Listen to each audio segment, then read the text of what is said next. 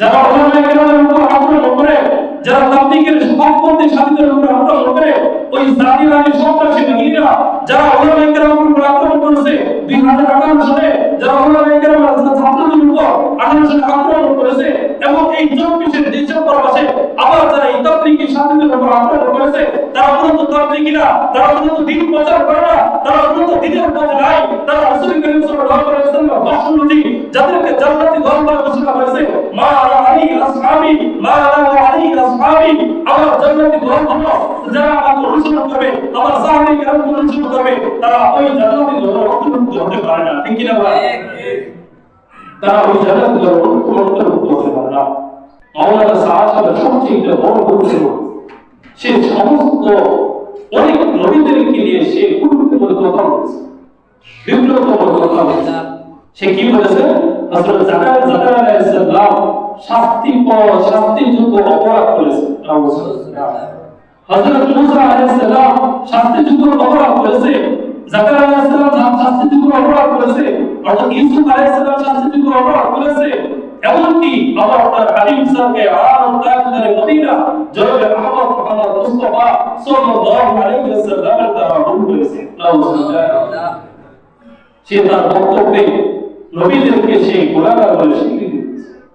সে ওই নবীর কি গুনাহ করতে অথচ আল্লাহ রাব্বুল আলামিন বলেন ওয়ালা ইয়ালালু আবদি যালিমি, আমি কোন গুনাহগার ব্যক্তির উপর আমার রিসালাতের দায়িত্ব, নবুয়তের দায়িত্ব আমি পৌঁছে না, দায়িত্ব দেই না।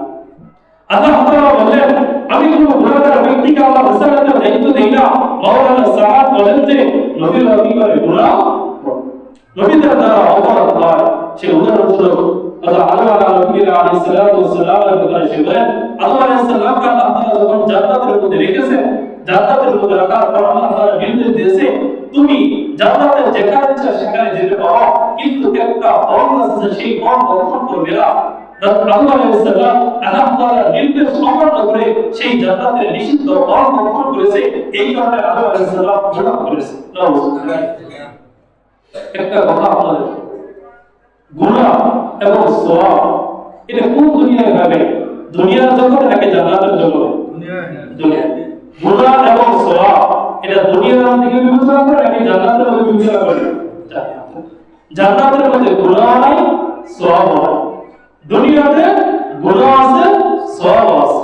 তাহলে আল্লাহ আলাইহিস সালাম যে ওই নিষিদ্ধ ফল ভক্ষণ করেছে এটা কি দুনিয়ার জগৎ নাকি জান্নাতের জগৎ? জান্নাতের জগৎ। তাহলে আদম আলাইহিস সালাম কি গুনাহ করেছেন ভাই? আদম আলাইহিস সালাম কি করেন? এগুলো গুনাহ তার এক নম্বর বিকল্পপূর্ণ বক্তব্য হলো সে সমস্ত নবীদের ক্ষেত্রে সে বলে নবীরা নিষ্পাপ হয়, তারা গুনাহ করতে পারে। নাউজুবিল্লাহ। দ্বিতীয় নাম্বার তার বক্তব্য হলো হেদায়েতের যে দায়িত্বটা, হেদায়েতের দায়িত্ব এটা আল্লাহ রাব্বুল আলামিনের হাতে। হেদায়েতের দায়িত্ব কার হাতে নেবে? তো জরুরি না নাউজুবিল্লাহ। হেদায়েতের দায়িত্ব আল্লাহ তাআলার হাতে নেই। সে বলে যদি হেদায়েতের দায়িত্ব আল্লাহ তাআলার হাতে থাকতো তাহলে যুগে যুগে নবী রাসূলদেরকে আল্লাহ তাআলা পাঠিয়ে দিতেন। অথচ আল্লাহ রাব্বুল আলামিন বলেন ইন্নাকা লা তাহদি মান আহবাবতা ওয়ালাকিন্নাল্লাহ ইয়াহদি মান ইয়াশা। আল্লাহ রাব্বুল আলামিন রাসূল যখন তার প্রিয় চাচা আবু তালেবের দাঁড়ে বসে মুমূর্ষ অবস্থায় রাসূল তার প্রিয় চাচা আবু তালেবকে বলতেছিলেন, ইয়া আমার চাচা আপনি শুধু বলেন লা ইলাহা ইল্লাল্লাহ, আপনি শুধু বলেন লা ইলাহা ইল্লাল্লাহ, আমি রাসূলের ব্যাপারে আপনার ব্যাপারে সুপারিশ করব। রাসূলের চাচা সেই মুহূর্ত কালিমা পাঠ করে রাসূলের এই বিরোধীর কারণে আল্লাহ তাআলা আয়াত নাযিল করে বলেন, ইয়া হাবিব ইন্নাকা লা তাহদি মান আহবাবতা, আপনি যাকে চান তাকে আপনি হেদায়েত দিতে পারবেন না, হেদায়েত দিতে পারবেন না। ওয়ালাকিন্নাল্লাহ ইয়াহদি মান ইয়াশা, বরং আল্লাহ তাআলা যাকে চান তাকেই হেদায়েত দান করেন। সুবহানাল্লাহ। আল্লাহ বলেন হেদায়েত দেওয়ার মালিক হলো আমি আল্লাহ তাআলা। আপনি হাবিব করেন কেবল হেদায়েতের মাধ্যম, আপনার কাজ হলো পৌঁছে দেওয়া।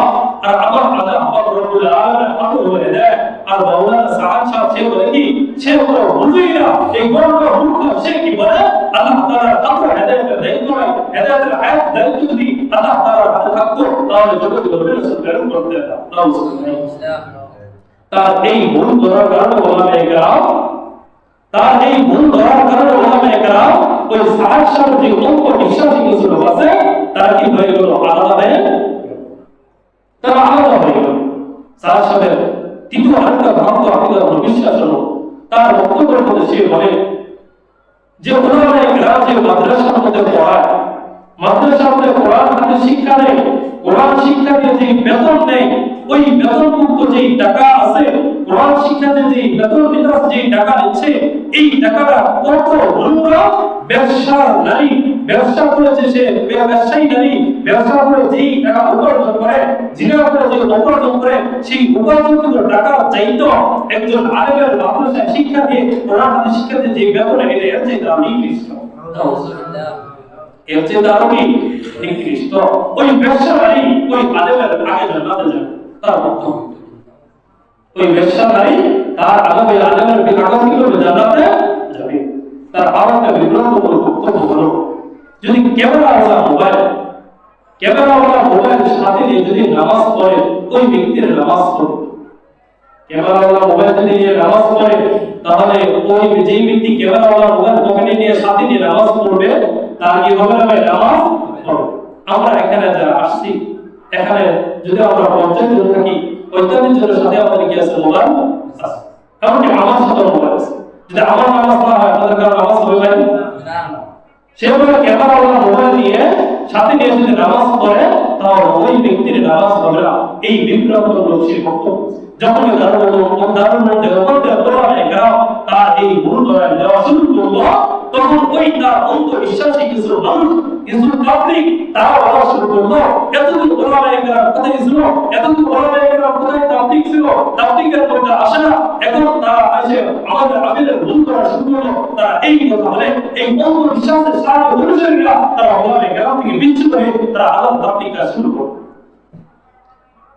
তারা যে ভ্রান্ত, তারা যে পথভ্রষ্ট, তারা যে জালেম, তার নজির আমার সামনে স্পষ্ট।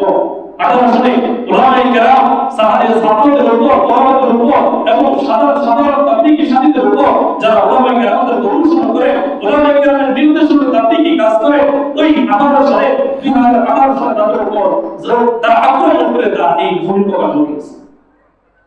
দ্বিতীয়বার আবার কত করে এই 3 দিন আমরা জানি না ভাই ইসলামের মাঠে যে আক্রমণ করেছে সেই সাহাবাদের অনুসরণ। আমি আর আপনারা তো না জেনে না বুঝে বলি যে তাবলীগের মধ্যে কি হয়ে গেছে, ওলামায়ে কেরাম লাগতেছে না ভাই, ওলামায়ে কেরাম লাগে না। যারা ওলামায়ে কেরামের উপর আক্রমণ করে, যারা তাবলীগের সহপন্থী সাথীদের উপর আক্রমণ করে, ওই জাতিবাদী সন্ত্রাসী বাহিনীরা যারা ওলামায়ে কেরামের উপর আক্রমণ করেছে 2018 সালে, যারা ওলামায়ে কেরামের ছাত্রদের উপর 18 সালে আক্রমণ করেছে এবং এই 24 ডিসেম্বর মাসে আবার যারা এই তাবলীগী সাথীদের উপর আক্রমণ করেছে, তারা কোনো তাবলীগী না, তারা কোনো দিন প্রচার করে না, তারা কোনো দিনের পথে নাই, তারা রাসূল করিম সাল্লাল্লাহু আলাইহি ওয়াসাল্লাম বাসুরুতি যাদেরকে জান্নাতি ঘর বলে ঘোষণা করেছে, মা আলা আলী আসহাবি মা আলা আলী আসহাবি, আমার জান্নাতি ঘর হলো যারা আমাকে অনুসরণ করবে, আমার সাহাবায়ে কেরামকে অনুসরণ করবে, তারা ওই জান্নাতি ঘরের অন্তর্ভুক্ত হতে পারে না। ঠিক কি না ভাই? তারা ওই জান্নাতি ঘরের অন্তর্ভুক্ত হতে পারে না।